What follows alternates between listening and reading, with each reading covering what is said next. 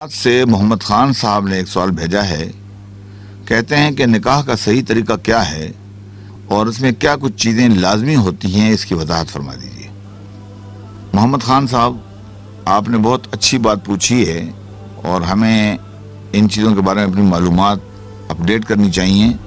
یہ ضروری ہے کہ ہم ان چیزوں کو سمجھیں اور لوگوں کو سمجھائیں بھی۔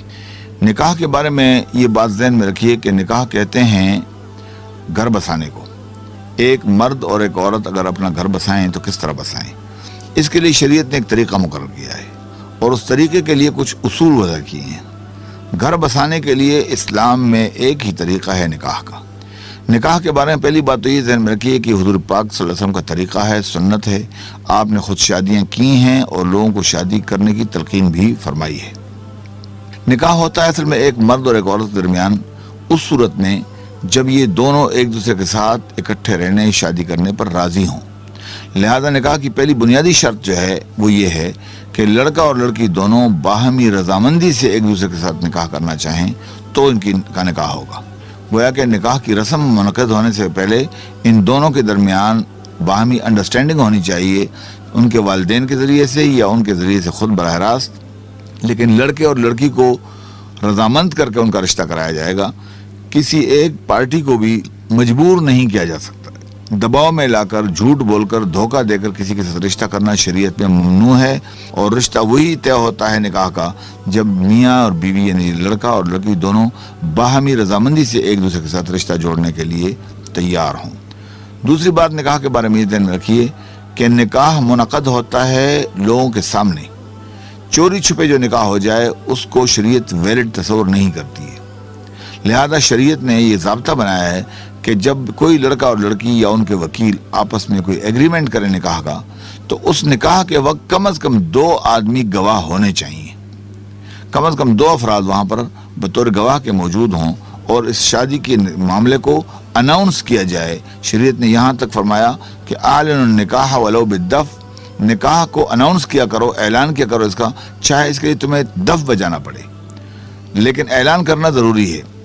چوری چھپے کا نکاح شریعت میں ویلڈ نہیں ہے۔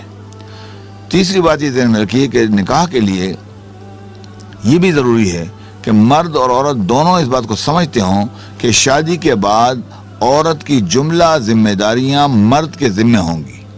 عورت کے لیے کھانا پینا، کپڑا لٹا اور علاج، دوائی وغیرہ یہ ذمہ داری مرد کی ہوگی، اور مرد اگر یہ ذمہ داری لے گا تو نکاح ہوگا، اور اگر وہ یہ ذمہ داری نہیں لے سکتا ہے تو اس کو نکاح نہیں کرنا چاہیے۔ نکاح کے نتائج میں سے، اثرات میں سے یہ چیز ہے کہ لازماً مرد کو عورت کے اخراجات برداشت کرنے پڑتے ہیں۔ لہذا نہ تو صرف یہ کہ مرد کو ذہنی طور پر تیار ہونا چاہیے کہ میں نے اس خاتون کے اوپر خرچ بھی کرنا ہے، بلکہ اس کا اعلان نکاح کے وقت بھی کرنا ضروری سمجھا گیا ہے۔ شریعت میں یہ ضروری ہے کہ نکاح کے وقت مرد یہ طے کر لے عورت کے ساتھ کہ میں آپ کو اس نکاح کے شادی کے ٹوکن کے طور پر کوئی چیز دینا چاہتا ہوں۔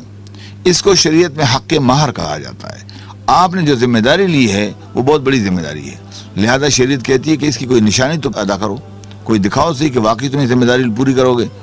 اس کو حق مہر کا نام دے دیا گیا ہے کہ لڑکے اور لڑکی یا ان کے وکیلوں کی باہمی رضامندی سے کوئی ایک چیز طے ہو جائے، وہ نقدی کی صورت میں ہو، سونے کی صورت میں ہو، جائیداد کی صورت میں ہو، منقولہ جائیداد ہو، غیر منقولہ جائیداد ہو، لیکن ایک چیز طے کر لی جائے کہ مرد اپنے ہونے والی اہلیہ کو شادی کے موقع پر اتنا حق مہر ادا کرے گا، اور اس کی ادائیگی کے لیے ضروری نہیں کہ کیش ہو، اس میں دونوں باہمی سمجھوتا کر کے اس کو ڈیلے بھی کر سکتے ہیں، ڈیفر بھی کر سکتے ہیں۔ نکاح کے موقع پر حق مہر کا ادا کیا جانا اچھی بات ہے، لیکن اگر کوئی آدمی اپنی بیوی کے ساتھ یہ سمجھوتا کر لے کہ میں 1 سال بعد دوں گا، 2 سال بعد دوں گا یا 10 سال بعد دوں گا، تو اس پر بھی معاہدہ ہو جانے کی صورت میں عمل کیا جائے گا۔ یعنی حق مہر ضروری ہے اناؤنس کرنا۔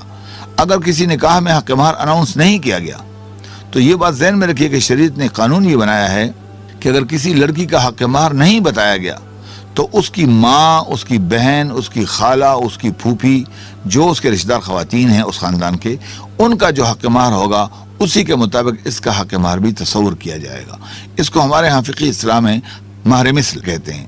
مہر مثل یعنی والدہ، بہن، پھوپھی، خالہ جیسا مہر، جتنا ان کا مہر خاندان میں رواج ہوتا ہے اتنا مہر طے شدہ سمجھا جائے گا، اور یہ حق مہر مرد کو چاہیے کہ عورت کے ساتھ ملنے سے پہلے ادا کر دے، یا اس کے ساتھ معاہدہ کر لے کہ میں یہ کب ادا کروں گا، تو معاہدہ ہو جانے کی صورت میں اس کو مؤخر بھی کیا جا سکتا ہے۔ نکاح میں یہ 2-3 چیزیں لازمی ہیں، میں نے اس کا ذکر اس لیے کیا ہے کہ نکاح باہمی رضامندی سے ہوتا ہے، ماں باپ کے جبر اور زیادتی سے نہیں ہوتا ہے، یار دوست کی زیادتی سے اور جبر سے نکاح نہیں ہوتا ہے، کوئی لڑکا کسی لڑکی کو مجبور نہیں کر سکتا ہے، کوئی لڑکی کسی لڑکے کو مجبور نہیں کر سکتی ہے، دونوں رضامند ہوں گے تو نکاح ہوگا، اور اگر رضامند نہیں ہوں گے تو نکاح ویلڈ نہیں ہوگا، اس کو صحیح نکاح تصور نہیں کیا جائے گا۔ نکاح سر عام کیا جائے گا، چوری چھپے نہیں کیا جائے گا، اس کو اناؤنس کیا جائے گا، اور کم از کم 2 آدمی اس نکاح کے ایگریمنٹ کے گواہ ہوں گے، 2 آدمیوں کے سامنے کم از کم نکاح ہو جائے، تاکہ کل کسی اختلاف کی صورت میں وہ 2 شخص گواہی دے سکیں کہ ان کا نکاح کن کن بنیادوں پر اور کن کن شرائط پر ہوا تھا۔ نکاح کے موقع پر مرد جو ہے بیوی کو حق مہر ادا کرتا ہے، اور یہ حق مہر نکاح کے ہوتے ہی لازمی ہو جاتا ہے۔ بعض ہمارے ہاں لوگ جو زیادہ عقل مند بنتے ہیں وہ حق مہر کو مؤخر کر دیتے ہیں طلاق پر، کہ چلیے جی جب طلاق ہوگی پھر مہر کے بارے میں سوچیں گے۔ نہیں، حق مہر کا تعلق نکاح سے ہے، طلاق سے نہیں ہے، لہذا نکاح کے وقت حق مہر کی ادائیگی کے ضوابط طے ہونے چاہیے۔ طلاق تک مؤخر کرنے والے لوگ بدنیت ہوتے ہیں، اور اس بدنیتی کی شریعت اجازت نہیں دیتی ہے۔ طلاق کے ساتھ حق مہر کا کوئی تعلق نہیں ہے، طلاق کا تعلق نکاح سے ہے، اور نکاح ہوتے ہی حق مہر ڈیو ہو جاتا ہے، اور مرد کو یہ چیز ادا کرنی لازمی ہوتی ہے۔ اس لیے یہ بات ذہن میں رکھیے کہ نکاح کے ضروری اجزاء تو یہ ہیں۔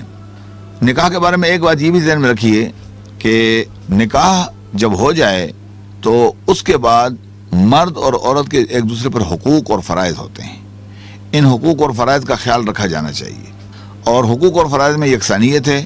شریعت کا حکم ہے قرآن پاک میں کہ وَلَهُنَّ مِثْلُ الَّذِي عَلَيْهِنَّ بِالْمَعْرُوفِ، عورتوں کو بھی مردوں کے اوپر وہی حقوق حاصل ہیں جو مردوں کو عورتوں پر حاصل ہیں۔ مرد عورت کا خیال رکھے گا، عورت مرد کا خیال رکھے گی، مرد عورت کی ضروریات پوری کرے گا، عورت اس کے عزت و ناموس کا خیال رکھے گی، اس کے گھر کا پاس رکھے گی، اور اس کے بچوں کی تربیت کرے گی، اور مرد کی خدمت بھی کرے گی۔ یہ نکاح کی کچھ ضروری چیزیں ہیں جو محمد خان صاحب میں نے آپ کے سامنے پیش کی ہیں۔ اللہ تعالی ہمیں اس دین کو سمجھنے کی توفیق عطا فرمائے۔